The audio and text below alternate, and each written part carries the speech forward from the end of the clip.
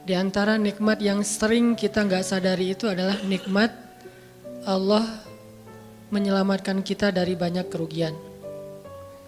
Kalau keuntungan kan kita tahu nih, karena wujud kan. Tapi kalau kerugian, kita seringnya nggak tahu karena tidak berwujud. Kalau berwujud, rugi. Kalau dihindarkan dari kerugian, pasti nggak akan ada wujudnya. Misalnya dihindarkan dari jatuh, berarti kan nggak ada lecetnya ya. Kalau lecet berarti jatuh. Kalau nggak lecet berarti nggak jadi jatuh. Nah ini berarti kan tidak berwujud. Karena nggak berwujud, seringnya kita nggak sadar kalau itu nikmat dari Allah. Tapi kita harus belajar yakin itu sering terjadi dalam hidup kita. Baik itu lecet fisik ataupun lecet hati. Berat. Karena kalau udah kerasa di hati kita kan berarti ada masalah nih. Kadang-kadang Allah menyelamatkan kita dari kekecewaan, dari marah, dari sakit hatinya. Itu kan tidak ada wujudnya karena kita diselamatkan. Tapi yakin bahwa sesungguhnya itu juga nikmat dari Allah. Makanya harus tetap bersyukur walaupun kita kadang gak bisa menghitung nikmat Allah. Karena emang gak mungkin menghitung nikmat Allah. Wa in ta'uddu ni'matallah. Gak mungkin kita bisa menghitung nikmat Allah. Gampangnya misalnya coba aja, ada nggak kita yang bisa ngitung jumlah tetes air hujan ketika turun hujan? Itu baru satu nikmat ya, hujan doang nih. Bisa nggak ngitung berapa tetes air hujan yang jatuh ketika kita lagi musim hujan? Atau sekali hujan aja nih, setengah jam berapa tetes? Nggak ada yang bisa ngitung. Itu aja nggak sanggup, apalagi nikmat-nikmat yang lebih besar. Nah jadi tetap walaupun kita nggak sadar nikmat Allah apa, tapi kita pakainya bukan cuma dengan logika. Hidup saya kayaknya gini-gini aja logikanya nih. Tapi kalau kita beriman sebetulnya nggak gini-gini aja. Hidup kita tuh harusnya lebih parah dari ini nih. Hidup kita tuh harusnya banyak masalah. Cuman sebagian besar masalah udah Allah hindarkan.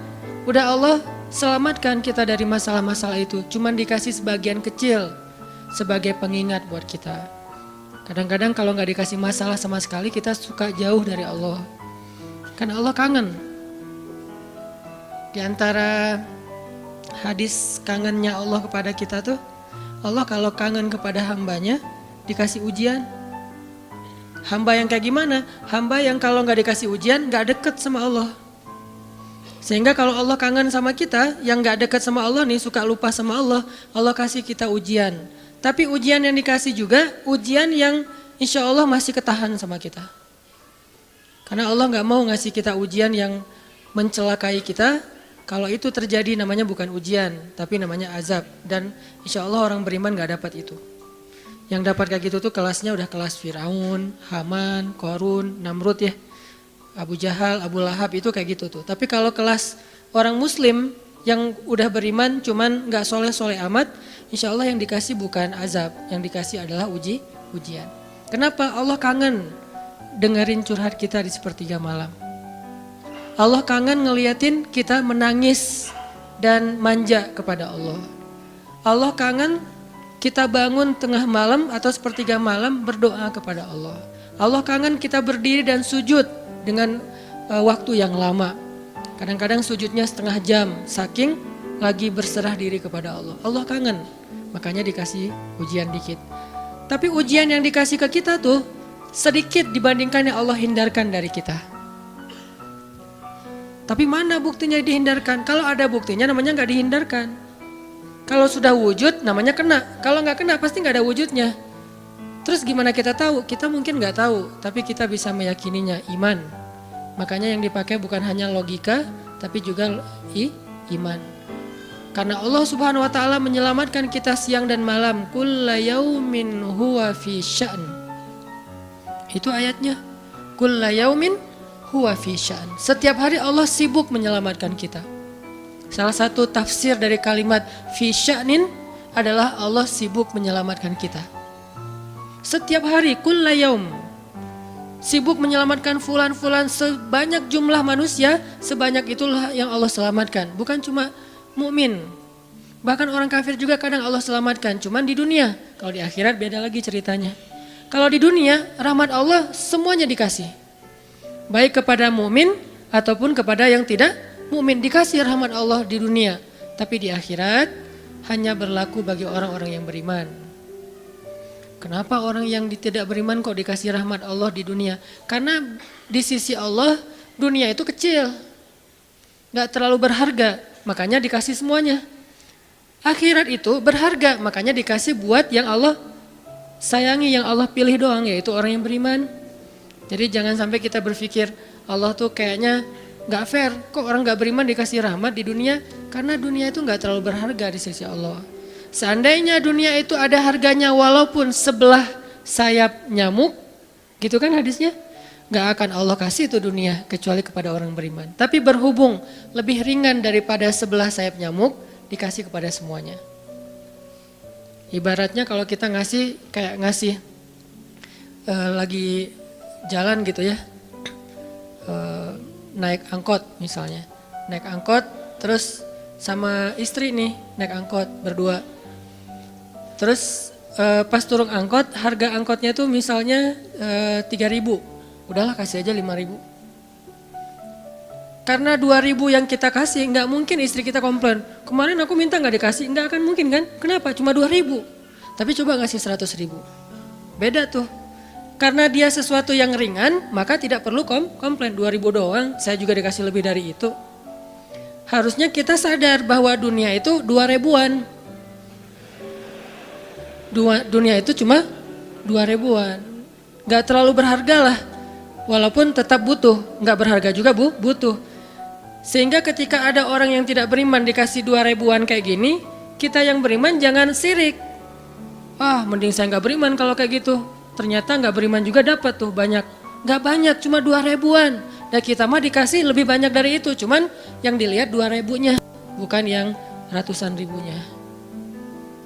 Ini artinya teman-teman, yuk kita tetap belajar bersyukur kepada Allah. Walaupun kita nggak sadar nikmat Allah itu apa. Kita nggak bisa ngitung dengan logika kita. La tuhsuha, nggak mungkin bisa dihitung dengan logika. Tapi kita masih punya logika iman. Yang kita yakin, kulla yaumin huwa fi sya'n. Setiap hari itu Allah ngasih nikmat buat kita. Setiap hari itu Allah menyelamatkan kita dari banyak masalah. Setiap hari. Bukan pernah tuh dulu gua nyelamatin lo, enggak. Setiap hari diselamatin. Kita ada orang yang kadang-kadang nyelamatin kita dari satu musibah. Itu kan berjasa dan kita kayak ngingat seumur hidup kan ya. Dianggap kayak orang yang paling berjasa dalam hidup kita. Dulu hampir putus gara-gara dia gak jadi putus gitu. Nyambung lagi dalam bentuk yang halal misalkan ya. Berarti kan dia paling berjasa nih. Kalau gak gara-gara dia nih udah putus tuh. Kalau gak gara-gara dia udah cerai nih. Alhamdulillah gara-gara si fulan, gara-gara ustadz itu, gara-gara teman saya, gara-gara orang tua. Kita yang tadinya hampir bercerai, gak jadi bercerai kan dia berarti berjasa banget dalam hidup kita. Menyelamatkan rumah tangga. Allah menyelamatkan kita dari yang kayak gitu-gituan tuh kulla yaum, setiap hari. Kalau yang belum menikah, setiap hari Allah menyelamatkan kita dari zina. Apalagi kita hidup di zaman fitnah. Apalagi kita hidup di kota besar kayak di Bandung. Yang fitnahnya mungkin lebih besar daripada di desa. Dengan mudah kita bisa terjerumus ke dalam dunia-dunia yang kayak gituan. Mudah banget.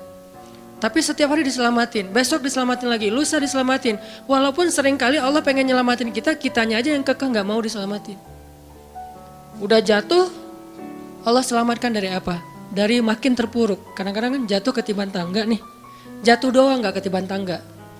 Allah selamatkan. Kalau gak diselamatkan 100%, minimal diselamatkan sebagiannya. Supaya kita gak benar-benar hancur. Itu sering. Yang pernah merasakan masa-masa kelam di masa lalunya, harusnya kan ketika kita dulu kayak gitu kita mungkin udah mati kali ya. Yang sering tawuran misalnya, yang sering tarung di jalan, alasannya alasan sepele gitu. Kayak kemarin saya pas ke Jakarta ada acara di daerah Bintaro tuh, lagi jalan, ada tawuran pelajar, pada bawa golok, bawa samurai, bawa celurit segala macam. Kita agak-agak kaget karena kita platnya plat D gitu kan. Agak bahaya nih di Jakarta soalnya. Langsung kita gimana nih plat D, masa mau ditutup pakai tangan, gak mungkin kan ya mobil. Akhirnya la haula aja. Coba bayangin, mungkin sebagian kita pernah ngalamin masa kayak gitu dan mungkin lebih parah.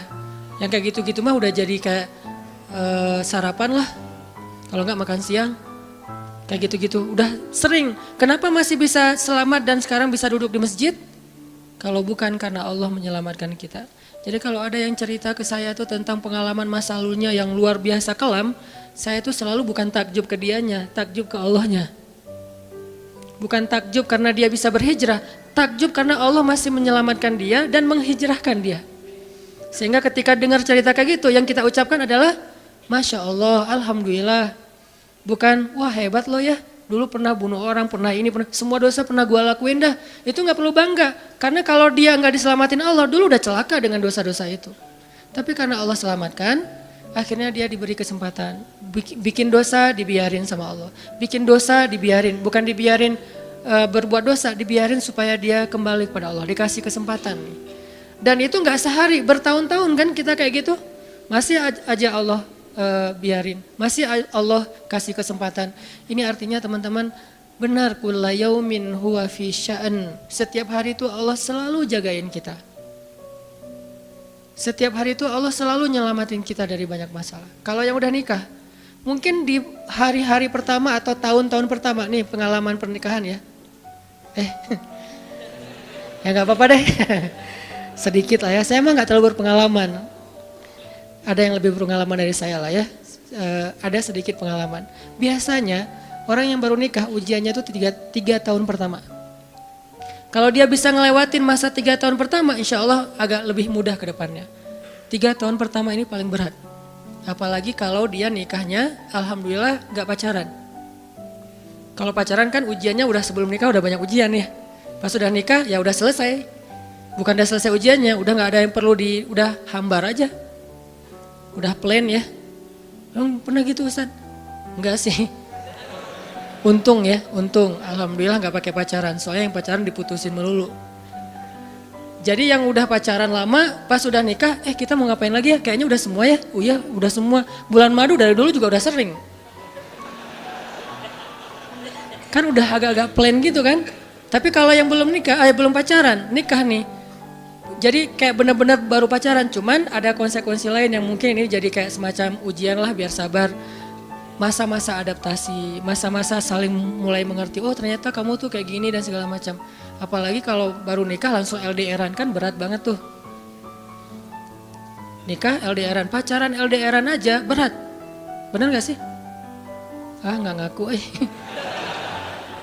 Pacaran LDRan aja berat, apalagi nikah LDRan. Kenapa? Pacaran itu kan masih banyak pantangan. Nikah kan udah masih banyak ibadahnya. Tapi nggak boleh ibadah, coba gimana? Nggak sengsara tuh, merana kan? Harusnya boleh tapi nggak boleh. Yang tadinya nggak boleh aja sengsara, apalagi udah boleh. Nah ini artinya setiap hari dalam tahun-tahun pertama pernikahan kita bisa aja mengatakan, udah deh, saya talak kamu. Apalagi laki-laki. Kalau nggak sabar dikit keluar kata-kata talak. Kalau udah keluar nggak bisa ditarik lagi tuh. Karena kalimat itu walaupun guyon tetap kena kan. Guyon aja kena apalagi serius. Enggak usah, saya waktu itu lagi dikuasai amarah. Emang ada yang cerai dalam keadaan nyaman? Kita talak yuk gitu. Nggak ada kan. Yang namanya cerai pasti marah tuh. Jadi nggak ada istilah gara-gara marah terus talaknya nggak berlaku, nggak. Maksud marah yang nggak berlaku talak itu kalau sampai hilang akal. Tapi rata-rata kita masih berakal sih walaupun marah juga. Karena ada orang yang marah tuh kemudian dia jadi kayak orang yang gila gitu gara-gara marahnya itu hilang akal. Tapi kalau masih berakal, masih mukallaf, masih bisa berpikir, ya namanya cerai nggak ada yang nggak marah. Yang namanya cerai pasti marah. Say, aku talak kamu. Gak ada, udah talak manggilnya say. Udah gitu pakai emoticon yang love gitu. Tapi talak kan agak-agak klise ya. Gak ada, pasti emoticonnya tuh berderai-derai atau hatinya terbelah kan gitu kan ya. Lagi rame soalnya tuh yang kayak gitu-gitu. Ini artinya bahwa yang namanya talak gak ada nyamannya. Pasti lagi marah dan tetap berlaku teman-teman. Kalau enggak Allah membimbing lisan kita, mungkin hari kedua udah talak tuh. Kalau Allah enggak membimbing hati kita, mungkin bulan pertama udah talak. Berarti kulla yaumin huwa fi sya'an. Sebetulnya kalau dengan logika iman, harusnya kita yakin Setiap hari itu Allah pasti nyelamatin kita, setiap hari. Cuman karena udah diselamatin jadi nggak ketahuan. Kalau nggak diselamatin ketahuan. Tadi mau jatuh di jalan nih, naik motor nih, mau keserempet harusnya jatuh, tapi nggak jadi keserempet. Atau keserempet dikit nggak jatuh, kan kita suka lupa kalau kayak gitu kan ya. Kalau udah jatuh baru ingat, kan saya tadi udah baca bismillah, kenapa masih jatuh, gitu kan. Tapi kalau nggak jatuh, kita lupa bahwa ternyata perjalanan kita itu dilindungi oleh Allah, sehingga kalau udah sampai bilang alhamdulillah. Jadi banyak yang kita nggak bisa ngitung, karena memang tidak terjadi. Kenapa nggak terjadi? Allah yang menyelamatkan kita. Kulla yaumin huwa fi sya'an. Sehingga tetap walaupun mungkin kita nggak ngerasain, bilang aja alhamdulillah, alhamdulillah setiap hari aja gitu. Karena nggak ada ruginya juga kita ngomongin alhamdulillah. Satu-satunya kata atau nama yang nggak rugi disebut cuma nama Allah. Dan satu-satunya nama yang rugi kalau disebut nama mantan. Itu nggak enak banget nyebutnya. Kadang-kadang lagi ngobrol sama teman atau lagi kenalan di dalam kampus nih ya, atau kelas anak baru ceritanya. Kan kenalan nih, dipanggil nama sama guru satu-satu. Pas ada satu nama misalnya namanya siapa gitu kan ya. Kita sendiri yang pas nama itu disebut langsung meriang. Lah kamu kenapa? Itu nama mantan saya bu. Kan suka gitu ya. Sampai ada nama jalan bisa buat dia kegeeran sendiri. Saya pernah di Masjidil Haram ada salah satu nama gate. Nama gate tuh, bukan gate Masjidil Haram ya. Kalau gate Masjidil Haram semuanya nama cowok. Kan gak mungkin saya punya mantan cowok kan. Salah satu gate di hotel lah. Itu namanya tuh nama, pokoknya gak usah disebut, ketahuan ntar. Di stalking lagi ya. Ada salah satu gate di hotel besar kayak Zamzam Tower gitu. Gate-nya tuh namanya nama seseorang. Pas ngeliat tuh, hah, gitu doang. Coba bayangin, nama aja bisa bikin kita calangap. Nama, coba. Jadi satu-satunya nama yang kalau disebut itu bikin kita nggak nyaman, itu nama muatan. Dan satu-satunya nama yang kalau disebut bikin kita dapat kebaikan, cuma nama Allah Subhanahu Wa Taala. Setelah itu baru nama Muhammad Sallallahu Alaihi Wasallam. Makanya nggak ada ruginya lah bilang Bismillah, Innalillah, Astagfirullah, Masya Allah, Subhanallah dan segala macam yang ada kata Allahnya. Sehingga Nabi bilang, segala sesuatu yang di dalamnya ada nama Allah maka diberkahi, dan segala sesuatu yang di dalamnya tidak ada nama Allah maka tercabutlah kebaikannya. Jadi nggak ada rugi. Sehingga sampai nama orang aja yang paling baik itu adalah Abdullah sama Abdurrahman, walaupun manggilnya Dul, El, tapi tetap namanya bagus nih, Abdullah, Abdurrahman. Kepanjangan prolognya. Tapi ada hubungannya. Allah itu kalau kangen sama kita, Allah kasih kita ujian. Makanya jangan bikin Allah ngasih kita ujian kalau kangen, tapi ngasih kita nikmat. Kenapa Allah kasih kita nikmat? Soalnya kita udah biasa, nggak perlu diuji juga, udah tetap setiap malam tuh curhat sama Allah. Bukan pas lagi banyak masalah doang baru curhat. Kalau pas banyak masalah doang baru curhat, berarti pas kita lagi normal, kita lama tuh nggak ketemu Allah, nggak pernah miss call Allah, nggak pernah japri Allah, nggak pernah curhat ke Allah, nggak pernah DM. Kan Allah kangen nih. Kemana ya dia, kok gak pernah DM saya, kok gak pernah miss call saya, kok gak pernah japri ke saya, padahal online-nya sering loh. Tapi kok gak pernah ke saya, nih online-nya masih apa nih, kan Allah suka gitu sama hambanya, walaupun dengan analogi sosmed ya. Tapi Allah tuh perhatian banget sama kita, Allah nungguin kita datang. Setelah sekian lama kita cuek sama Allah, tiba-tiba kita baru niat mau datang. Duh, udah lama juga ya saya belum japri ke Allah, baru gitu doang, belum diketik nih, belum typing. Baru niat doang nih, Allah udah bahagia coba. Allah kok baik banget ya sama kita ya. Seolah-olah Allah butuh kita, padahal gak sama sekali loh. Ghaniyun anil alamin. Allah tuh gak butuh kepada siapapun di antara hambanya, gak butuh sama sekali. Tapi kayak seolah-olah Allah tuh yang butuh banget sama kita. Saking baiknya Allah. Allah itu raufun, rahimun, karimun, jawadun, apalagi latifun. Nah latifun Allah tuh. Sangat pengen dekat sama hambanya, itu Allah. Udah lama pergi nih, sibuk dengan semua orang dijapri, semua orang dia chat sampai tengah malam chat sama orang lain, tapi Allah nggak pernah dijapri. Allah tungguin. Kalau manusia mungkin kita bisa nyebutnya kayak kesepian gitu, tapi Allah kan nggak mungkin kesepian, tetap aja Allah nungguin seperti orang yang kesepian, saking kangennya sama kita coba. Begitu kita ada masalah datang ke Allah, Allah nggak bilang giliran sekarang aja lo datang. Enggak kayak gitu Allah. Langsung Allah dekap, langsung Allah, ada apa hambaku? Hal min haja, apakah kamu butuh sesuatu? Hal min taib, apakah kamu mau diterima taubatnya? Hal min mustaghfir, apakah kamu mohon minta ampun? Allah tanya kepada kita setiap malam, dicuekin lagi. Datang Allah ke langit dunia. Harusnya kan Allah suruh aja malaikat kasih tahu ke dia supaya berdoa. Enggak, Allah yang langsung turun. Ibaratnya Allah yang ngejapri kita, enggak dirit juga. Setiap malam japri, setiap malam enggak dirit. Padahal online-nya, lasinnya tuh setiap jam bahkan setiap menit dia online terus. Tapi yang Allahnya enggak dirit, ketimpa lagi tuh. Marahkah Allah? Enggak. Kalau Allah marah, pasti kita udah celaka dari dulu juga. Karena kalau Allah udah marah, maka perhatikanlah kaum-kaum sebelum kalian, kata Allah. Perhatikanlah kaum-kaum sebelum kalian, Ad, Samud, atau tokoh-tokoh sebelum kalian, Firaun, Haman, Namrud, dan seterusnya. Perhatikan kalau Allah udah marah nih. Berarti Allah belum marah sama kita. Tapi jangan sampai batasan waktu yang Allah buat itu kita lewatin, itu bahaya. Karena kalau Allah sudah menentukan waktunya, gak bisa ditolak lagi sama kita.